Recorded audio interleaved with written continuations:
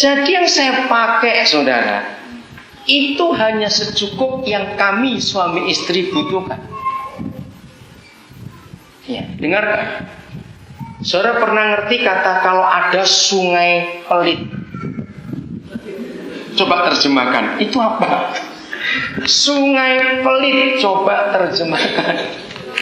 Ayo, kira-kira apa sungai pelit itu? Ada dua terjemahnya nanti. Ayo cepat, sungai pelit itu bagaimana? Masa lupa? Gampang. Nomor 1, mulutnya dikecilin. Tahu mulutnya itu di mana? Ayo, mulutnya sungai itu apa namanya? Muara.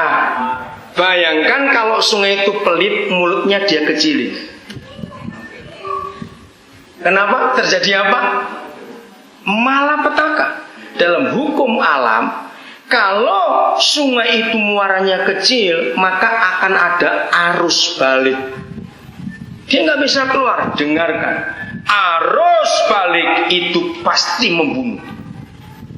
Banyak orang Kristen mati karena kebanyakan berkat. Sebab dimakan sendiri semua. Lu serius ini saya berkata, nggak pernah dibagi.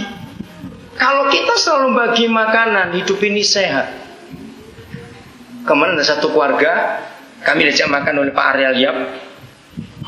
Saudara, saya itu selalu memperhatikan orang makan, saya nggak mau ada sisa. Yang suka, yang makan dengan saya akan tahu cara saya hidup. Saya akan perhatikan sisa, bagi satu butir nasi, awas nggak kamu makan. Anak-anak kami di asrama saya ajari. Wah, mereka takut kalau tahu saya punya prinsip. Kalau ada yang jatuh satu pun nasi, ambil makan. Saya hukum mereka. Kenapa? Itu berkat Tuhan. Dengar, yang suka buang-buang nasi di piring, bertobat kamu. Kenapa bertobat? Kalikan. Kalau umurmu 60 tahun masih hidup, 70 tahun masih hidup, seberapa ton yang kamu buang? Kalau tiap kali makan kamu sisakan berapa butir itu di piring. Ngerti sekarang? Awas, nggak pernah bersih makan di piring. Nah kemarin, karena saya bilang, kalau yang tahu, maka itu sebelum makanan dimakan, tanya perutmu, sanggupnya seberapa. Kalau memang nggak sanggup, kembalikan. Nasi contohnya. Saya bilang kepada dua orang, kalau memang tahu nggak habis, kenapa nggak tadi bilang, satu aja dibagi dua. Akhirnya 2 orang sisa setengah-setengah. Saya tanya, siapa punya anjing di rumah? Saudara, orang lihat saya yang makan juga. Itu sisa-sisa ikan semua saya aduk, saya aduk jadi satu. Saya itu kalau memberi makan binatang peliharaan, saya nggak mau kelihatan nasi masih putih, nggak akan dimakan oleh mereka. Jadi saya coba dengan warna, pokoknya sampai kena semuanya. Wah, saya penyet-penyet di piring itu. Lalu saya minta kantong kresek, bawa pulang buat anjing. Itu cara hidup yang diberkati. Belum kaya aja buang-buang nasi, sombong. Betul kamu? Bertobat dalam nama Yesus. Ini kebenaran. Setuju saya ngomong ini? Ayo anak-anak muda suka buang-buang piring, nasi dalam piring itu, bertobat. Juga sisa makanan.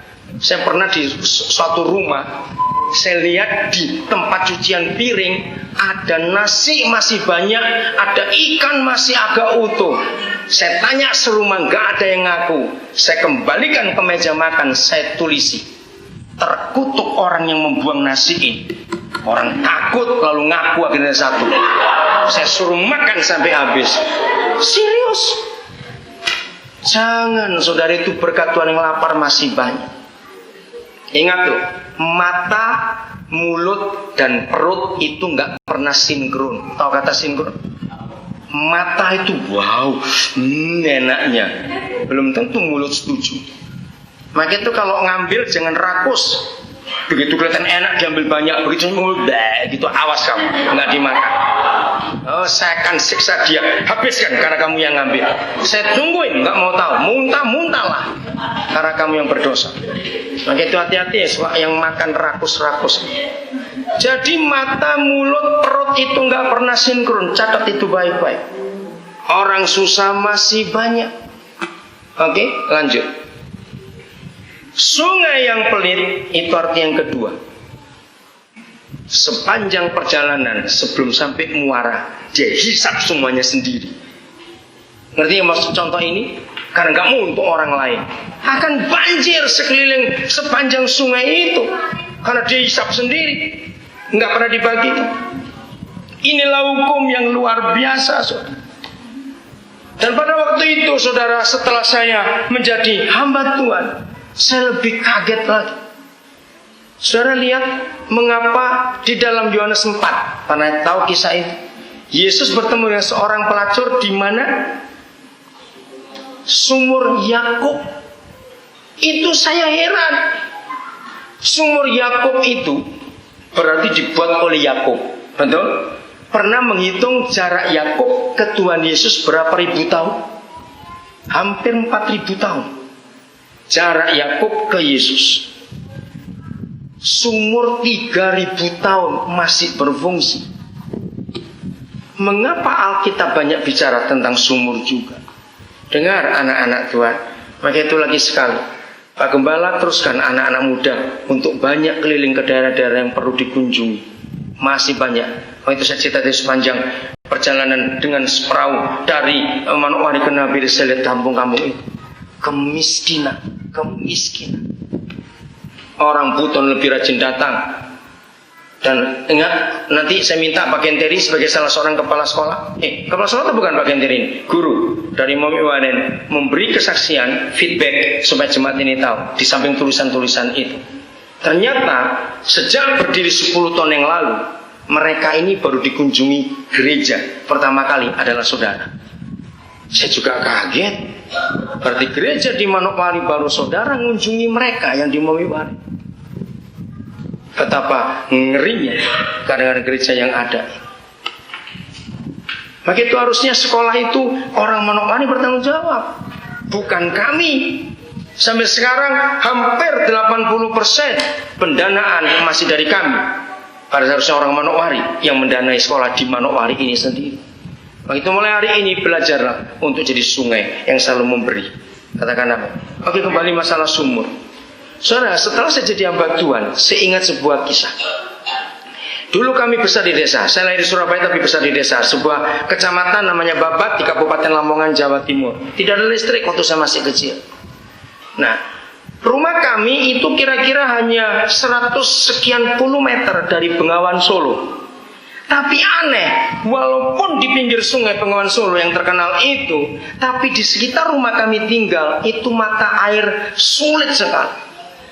Nah, waktu saya mulai besar, saya itu heran kenapa papa saya membuat sumur di belakang rumah.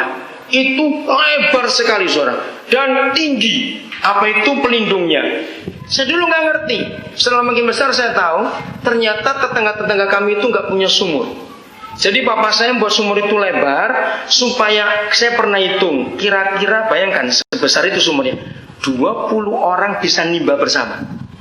20 orang selesai, 20 orang lagi datang.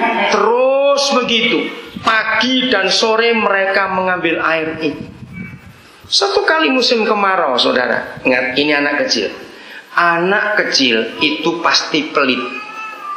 Betul nggak? Nggak ada anak kecil nggak pelit. Maka itu kalau sudah tua pelit anak kecil kamu, gitu aja.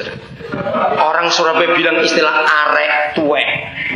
Itu nggak enak sebut arek tuwek, itu nggak usah tahu artinya apa, biar saja. Jadi kalau sudah tua pelit, kita tuh anak kecil. Nah, suatu hari saya itu takut. Kan ini musim kemarau. Saya tuh mau ngomong, jangan ambil banyak-banyak airnya. Besok saya mandi pakai apa? Nanti saya minum pakai apa? Tapi saya nggak berani ngomong, kan ini orang-orang gede semuanya. Cuma saya takut bagaimana ini besok. Nah, setelah kloter terakhir, saya tahu sudah berhenti. Ada adik mama saya tinggal di rumah. Saya bilang, Om tolong angkat saya mau lihat airnya tinggal seberapa. Wih, saya kaget. Kelihatan dasarnya. Saya belum pernah lihat air sumur sampai ke dasarnya, batu-batu kelihatan jelas. Wah, besok bagaimana ini? Tapi nggak berani ngomong saya. Saudara, di situ saya belajar. Begitu besok pagi saya bangun, orang-orang saya ngambil air lagi. Saya minta diangkat lagi. Airnya naik kembali seperti sebelumnya, yaitu ke permukaan yang sama. Dengarkan.